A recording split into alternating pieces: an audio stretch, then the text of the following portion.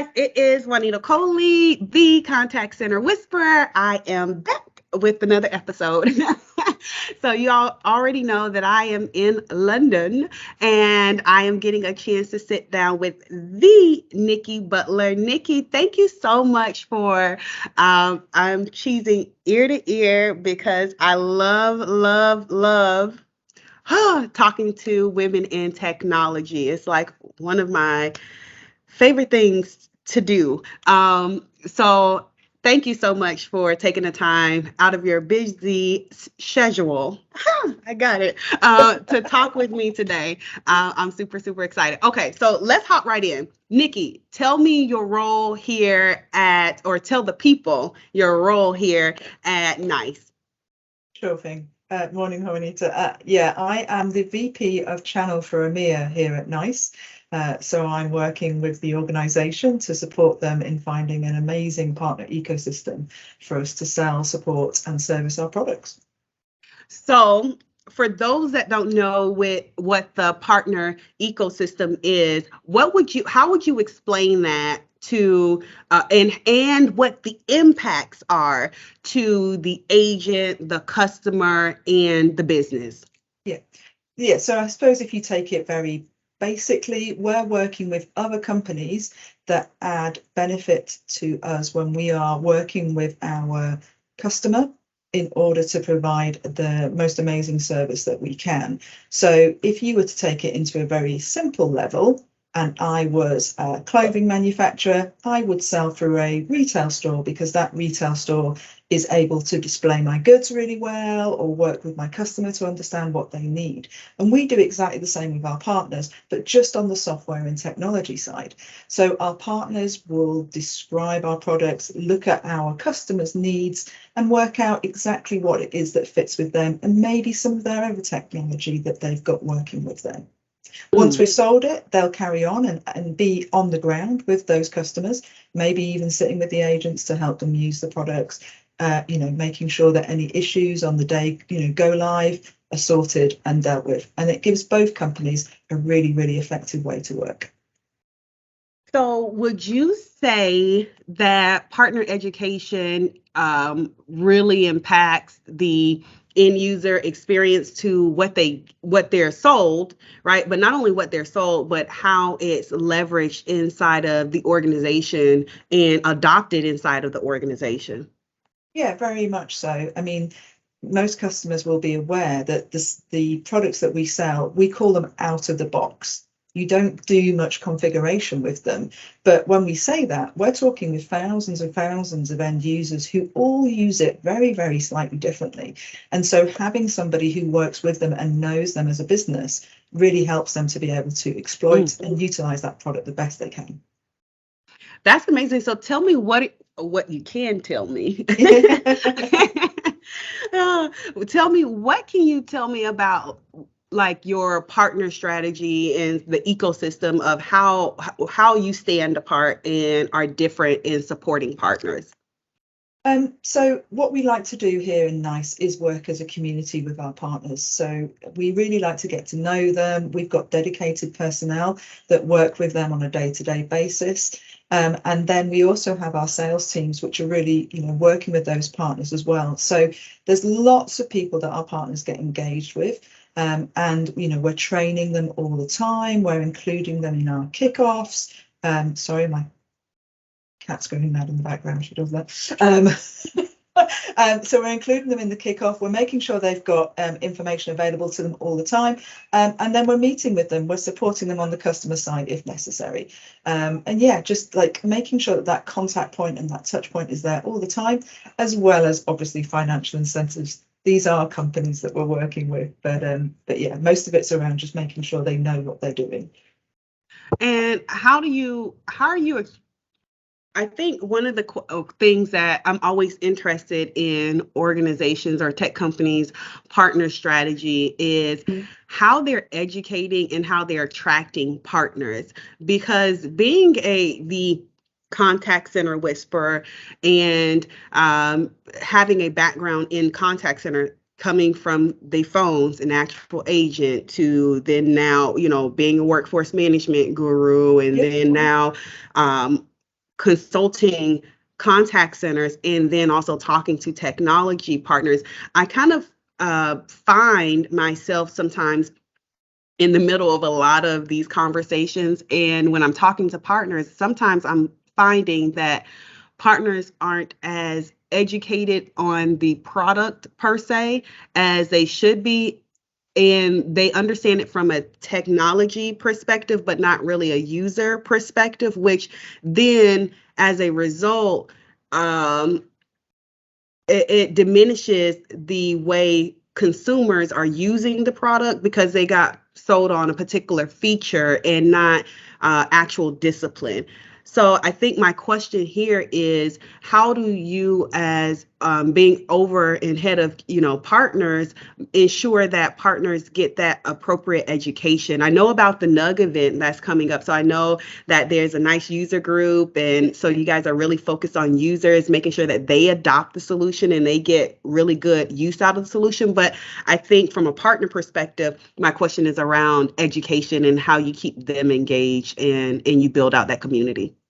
Yeah, and we have very similar events. So we'll have like partner user groups or partner advisory boards where we talk with them about the same kind of user information. But I will say it's about who we're working with as well. And, Juanita, we're going through a change in our processes. We did used to have a lot of partners and their job was to install the technology. That's what they had to do. They had to put it in, the boxes on premise for the customer. But now we're all moving on this cloud journey and this customer experience journey. And so we're working now with partners and developing partners who are much more, to your point, consultative, collaborative, influencing.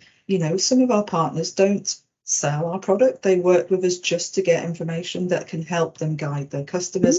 Some are still very much on that technology side, but it's making sure that we have the right fit of the partner that we've chosen and the customer that we're supporting to ensure that between us we're getting that best mix. And some of those partners are going through a journey themselves. They're employing more consultants. They're working to understand the user more. And we're supporting them with that, as I say, with things like the user groups, things like communities and chats where they can come to us with daily questions, and just getting out there and doing roadshows and things. So I love that. I love that so much because what I think I heard you say and what I understand you to have said is that you have various types of partners. So not all of your partners are selling. Some of your partners are consultative in nature. Some of them are, they are on the tech side. So having that holistic type of community, then your consumer, right, the end user is getting a partner community that supports them from various angles, right? Whether that is, installing, whether that is configuration, whether that is consulting, whether that is training. You have a very mixed partner community. Did I understand that correctly? Absolutely. And even within those partners, they have their own different groups and organizations that they're working with. I mean, some of our partners are, and we call them alliances, we call them partners, we call them tech partners, all sorts of different types of partners in this ecosystem. Some of them are, companies that have 5 or 10 people that are all coming out of the business, that are all maybe WFM consultants or analytical experts. Some of them will be multiple thousands of people within those organizations that are working throughout digital platforms or change management groups, all technology. So there's lots and lots. You can't put a neat package around the partner ecosystem, but what it is my job and my team's job to do is ensure that we have the variety needed to meet NICE's strategy moving forward and to continue everybody's journey on that customer experience roadmap that we're going on, which changes every day with everything that we need to do. So I'm interested from your perspective, what excites you about the partner community? Like what gets you like, oh, this is the thing, like what really excites you about partner community? So for me, I mean, it's not something that I specifically set out as a career to do. I don't think channel or partners, as we talk about it, is something that you do. But I've come through a very varied background. I've done, a lot in terms of the services organisations. I also, was involved in management information for the contact centres. So I would sit next to agents, working out how they did their roles. So I've kind of come through the contact centre, I've come through customer experience, CSAT surveys, support services. And what I love about working with the channel is that you get to experience something every day. There's different needs, there's different requirements, there's different people you're talking to, different products. It can, to your point, it can kind of excite you to get up on the day. You do a little bit of everything. We're supporting them with marketing, we're supporting them with services, we're supporting them with support. And yeah, it's just a really nice community to be involved in. If a partner says, so I wonder what that trajectory looks like. Someone that's like has very much so like you have the background of saying, hey, I've worked in contact centers and I'm striking out on my own and I want to be a partner. What does that look like? If you're coming out of a contact center, then you'd be going into, as I say, our consultative side of partners. I don't think you're suddenly going to become a multi-thousand technology vendor at this stage, but maybe you are. I never know. You never know. They got a dream, Yeah. And I mean, there's loads, as I say, there's loads of companies out there and loads of partners that we're working with. It's not, we're talking loads and loads of different companies and different types.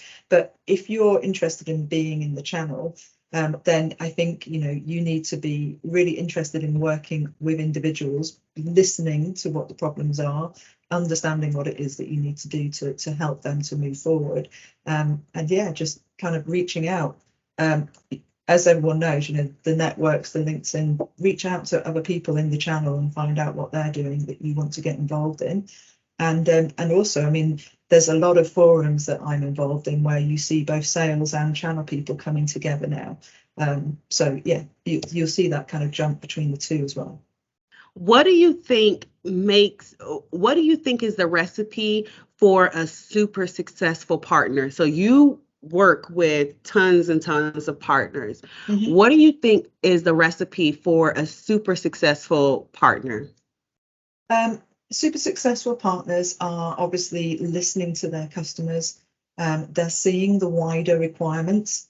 And NICE has got a huge portfolio, but we don't do everything. So the partners are really able to see that join up between the CRM system, the CCaaS area that we're offering, the analytics products, the vulnerable customers. They're able to see across that whole spectrum of what the customer is going to need from them.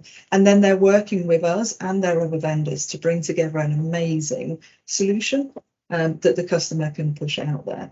I think, as I say, what I'm seeing very much in the really successful partners at the moment is that change vision, the ability to see the whole, we're calling it a CXI strategy, the fact that we're moving so much more into digital than we've ever been, and the fact that us all as consumers are changing what we want. Those are going to be the really successful partners.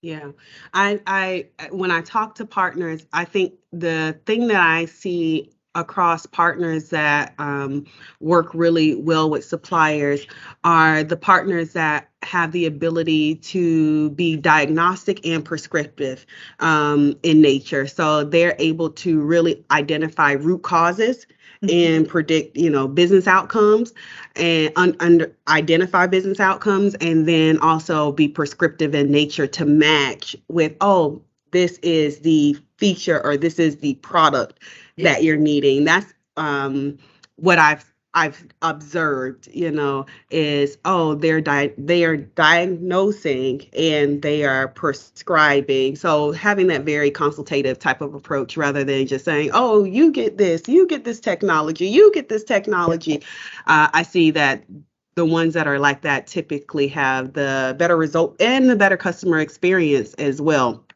Yeah. Okay. I could literally talk all day about this. This is what I love to do. Question for you. What do people generally not ask you about your role or what you do that you're like, man, I wish people knew this more. I wish people knew about this thing that you can share. I'm not sure it's the most exciting bit, but I think what surprises people a lot is when you're in channel, how much of other roles you kind of do. So as I say, we've touched on kind of, we do a bit of the, supports marketing, which is, sometimes the more fun and exciting side. But I get involved in a lot of legal work as well, working with my partners around legal pieces, working with my partners around security challenges. I've learned so much more about contracting and security requirements and things than I ever thought I would in this role. So yeah, it's kind of interesting, but also I think the other thing that I don't get asked a lot is about the kind of we mentioned it, that technical women. You said it's really lovely to talk to women in tech. I think what we're doing as well in terms of women in tech and across our partners is we're starting to grow that network a lot more, which is really exciting and fun. So since you mentioned women in tech, how are you seeing that change? How are you seeing that demographic or the strategy around getting more women involved in technology, specifically partner community? How are you seeing that change? It's varied across different areas. I mean, it's technology has historically been quite male dominated. A lot of our channel partners are still, have a lot of men involved, and there'll be meetings that I do on a daily basis where I'm the only woman in the room. But then there's other partners that we have where, predominantly they are now female. And I don't know that there's been a decision or choice on that. But again, if you look at, us two talking, we're very much talking about consultative work. The women seem to be coming into that consultation section much more. It's much more people, as you say, growing through the industry. And I think we're still seeing now the effect of kind of, 10 years ago, people starting to get into the industry and now coming through much, much quicker. And I hope we continue to see that grow. Yeah. Yeah, I hope so too. I think there's a lot of value there. I could be biased, but Unconsciously. I think there's a lot of value for, creating a very diverse channel space, partner space, just a workforce in general. So I'm super, super excited to see what comes from there. Well, thank you so much, Nicky, for taking the time to talk with me today. I'm super, super excited to see more from the partner community and see where it goes and how we can engage more. Yeah, lovely. It's lovely to meet you, Juanita. Nice meeting you as well. Talk to you soon. Bye. Bye.